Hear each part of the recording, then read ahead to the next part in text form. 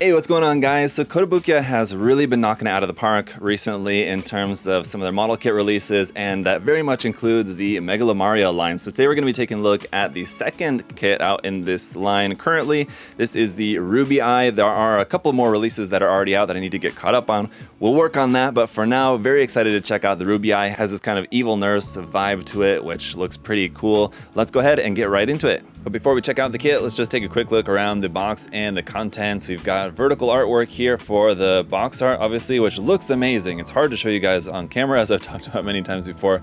Vertical box art is always the bane of my existence here for making videos anyway, but it does look really, really nice. A lot of really cool details there in the design. So as always from Kotobukiya for these kits, some really, really cool box artwork there. On the bottom of the box is just the same thing, but you'll notice these are also not numbered anywhere. So it doesn't say anywhere that like this is 02 in the line or anything like that. And on the side of the box over here, some more vertical imagery of the built and painted kit there. And there you can see kind of the hard points and options. And just a heads up that this armor set, basically everything that you see around the character here plus the weapons, is actually available as a separate set that allows you to get those parts and add them to different Megalomaria kits or other kits too if you wanted to do that. So here we have the triple jointed wrist joint like we saw with the first kit out in the line, was a really cool aspect of the designs. And on the backside here, talking a little bit more about the compatibility with the Sosai Shoujo Teian line of kits. So the faceplate and hair parts are compatible between those, which is pretty cool as well. And then down here you can see a little bit more about the weapons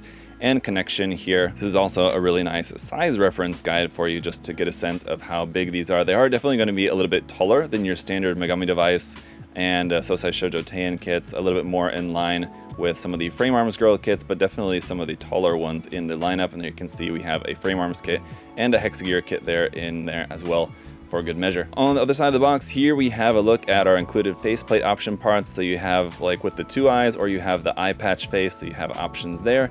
And we've got our MSRP for this kit coming in at 6,300 yen. Popping open the box, then we've got a tray of contents inside. Starting off with our instruction manual. This is kind of interesting, and this is something that we've seen with a couple of the recent releases where we kind of have this as two separate parts. It seems like this should all be kind of like stapled together, but they just printed this color section here, which had the box art on the front, and on the back side has sample images of the kit with the color guide down there at the bottom. That's just kind of showing you for reference where all the colors are going to go on the design. On the inside of this also has our parts list there, which is all in color. Not a very colorful kit, as it's mostly just kind of black, white, or dark gray, white, and then a little bit of red. But then our other section is the actual construction guide. So this is going to be all in black and white, just going through the construction of the kit and how to utilize and hold the weapons and everything like that, how to swap the faceplate parts with the Sosai Shoujo Teian kits, for example. So very cool. We're getting into the runners then. Here we do have some polycaps in gray, just PC runner there with some simple polycaps. Then our hand option parts here are also in a softer type plastic and in a kind of dark brown color. We have open expressive hands, open flat hands, open resting hands, weapon holding hands of multiple types, and also not necessarily closed fists, but some somewhat closed hands there as well. No strictly closed fist hands, unfortunately. And it would seem basically for runners A through G are going to be all of like the base body runners that are going to be repeated through probably multiple kits, and then after that will be the parts that are specific for this particular kit. Anyway, here we have runner A and B, which are in an off-white, very, very slightly pink color for some of the armor pieces. And runner C here is our other main color for the kit, which is also quite interesting, and it's a very kind of pinkish brown kind of color there for the joint parts and things like that. It's going to go back and forth here a bit for runner D, which is some more parts in that pinkish white, and then runners E, F, and G are some more parts in that kind of pinkish brown color here. And that's it for what I would say is kind of like the universal body runners here. Getting into runner I, though, is some specific parts for this kit. Here's our white armor pieces. Then we've got runners J and K. Runner J is a bunch of clear red parts. Runner K is a couple more parts there in bright red. And lastly, runner L, we have some parts here in plain and clear. And runner M, we have two of for what look to be like mostly weapon type parts there in that pinkish off-white. And that's it.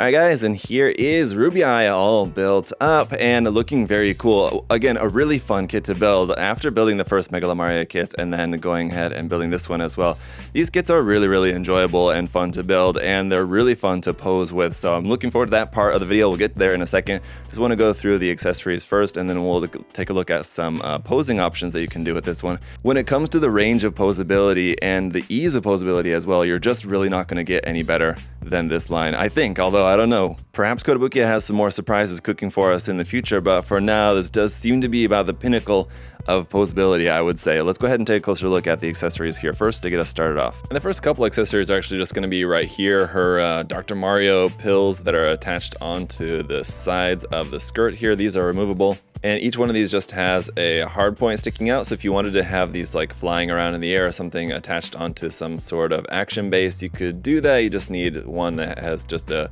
female 3mm hard point adapter to be able to plug those onto. And then coming in at almost 21 centimeters in length, when attached end to end, we have her kind of like a spear staff sort of halberd weapon here. And this is actually just two ends that are attached with a connection piece there in the center, so these can be taken apart and used independently in the hands. And speaking of hands here, as you can see, we have these open expressive hands. We also have these kind of like open resting hands there. We also have these flat open hands like this, and then we've got two different types of holding hands, weapon holding hands, one with the trigger finger extended and one without. And then we have all of these hands for both the left and the right side. The other thing to note is that when separated, these can be attached actually onto our backpack. You'll notice there's a hard point right here. This is actually connected via a little ball joint in there to the backpack, and you can plug the two of those onto there like that. I actually think I have that backwards. I think the blade's supposed to be pointing back, but you get the idea, and I'll show you that in use here once we get to taking a look at some different poses. Then our other weapon is going to be this sort of syringe looking weapon here, and now this can actually attach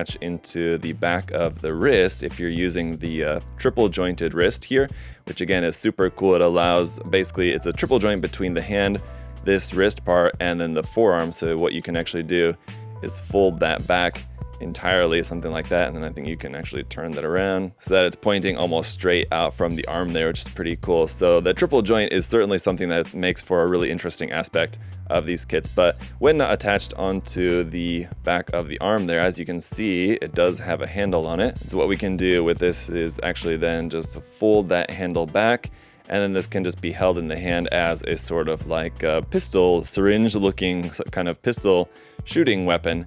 Anyway, something like that, which is pretty cool as well. And of course, we've got two of those as well. Lastly, then, just a couple of options for the body. We have the option of a faceplate here. Instead of the eye patch, it's got the kind of clear line part going down both sides of the face there, which is pretty cool. Around here for the butt plate underneath the back skirt, we have two options. One where it's actually separated like that, so it can move separately. Otherwise, if you wanted it to be a single piece of armor there, we do have an option where it's just like one single armor plate there for the backside. And then finally, if you didn't want to use the triple joint, you can actually just use a single joint, like a kind of normal wrist joint there, and you do have a piece that we're going to use for that. But yeah, honestly, like I said, these triple wrist joints are really cool. So just to talk a little bit more about the body and how this differs from the Novice, which we had out previously.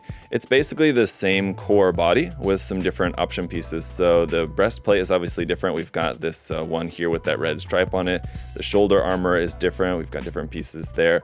We have the addition of the skirting armor around the waist of the Rubii, which is 4 separate pieces. One attaches on the front, one attaches on the back, and then these side pieces actually attach onto the front of the back skirt piece. So the option armor is all actually going to be, of course, completely compatible between the different versions. And again, you can get all of the option parts that make the Rubii as like a separate set, and you could attach them onto the Novice if that's something you wanted to do. Obviously, the headdress, the face part's different. The headdress part at the top is different. The hair part is actually the same. It's obviously molded in a different color, but those are going to be the same. So it's just a different part that attaches onto the front there. And the legs are actually entirely the same. There's nothing different about those, no additional parts or anything for either particular version, both of which have this hard point here on the side, which is capped with this little piece right here. You can pop out right there. But then obviously another difference is that this front armor chest plate has these clear tubes that go around to the backpack, something that the novice did not have. It didn't have any kind of like backpack or anything attached onto the back of there. But all in all, a really cool kit here as we wrap up the review, taking a look at some of the posing options that you can do with this. As I said before, just it's a really super fun and super simple kit to pose, and the articulation, the posability of this kit, of these kits, of this series is pretty incredible. And we've seen that, just you can see that just through the promotional images of the kits before they come out. But I mean, really working with them in hand, I mean, it's definitely something that's really a joy. Just the ease of posability with these, it's pretty incredible. And then one thing that I would recommend you guys to do, if you have like a fine tipped red marker, if you're not planning on painting the kit in its entirety, just take like a fine tipped red marker and maybe pen align in some of the small little details that you have on like the armor pieces here, just to bring out some of those details, as on those white pieces of armor, the details do get a little bit lost depending on like how you have the kit lit in your display. But there's some nice little details on there that would definitely benefit from just doing a little bit of red marker pen aligning on there. I think would match the color scheme quite well. That said, of course, maybe gray or something like that could also work pretty well if you don't have a red fine tip marker. But the other really nice thing about this one, just compared to the Novice is a really fun kit, but it didn't necessarily really come with a whole lot. This one is definitely a little bit more like fuller set, as it comes with some really interesting weapon options with like the two kind of sword, spear sort of weapons that can attach together end to end, and then you have those like syringe weapons too that can be attached onto the backside of the arms, the wrists, or you can use those handheld. So we have some really interesting options with this one, just in the accessories. And then the hand options are really nice, super fine detail on those. Overall, a really awesome looking kit with a ton of great detail, really, really nice posability, a lot of fun to work with. And I feel like that's a point that I'm going to be coming back to a lot with this line, is this is only the second in the line, and I think we're up to about the 5th release at the moment, so I am a little bit behind in the line. I got to catch up with the Novice and the Seeker, I know, and I think there's another one too that's just recently come out. But the other great thing that I'll say about this line is not just how unique the line is for its posability and everything, the articulation, but also just the designs are overall just like really super cool, super unique, something that we're just not seeing in a model kit niche market of like Mecha Musume style model kits, which is getting more and more flooded as time goes by, with all these different companies now making loads of Mecha Musume model kits, Kotobukiya, Bandai, Max Factory, all the companies, and then all like the other Chinese manufacturers too, like ATK Girls, these lines as well. So there's a lot of great options out there. It's cool that Kotobukiya is also branching out and doing some more unique stuff like this as well. It's really great to see. So definitely check out the line if you guys haven't yet, but that's it for this review. If you guys want to check out some of the kits for yourself or anything else from Kotobukiya, you can check the link in the video description to USA Gundam Store. Got a whole bunch of stuff there for you guys to check out. And as always, thank you so much for all of your support, leaving a like, making sure that you're subscribed. Really appreciate it, guys. Thank you so much. Until next time, hope y'all have a great day. See you guys later. Bye-bye.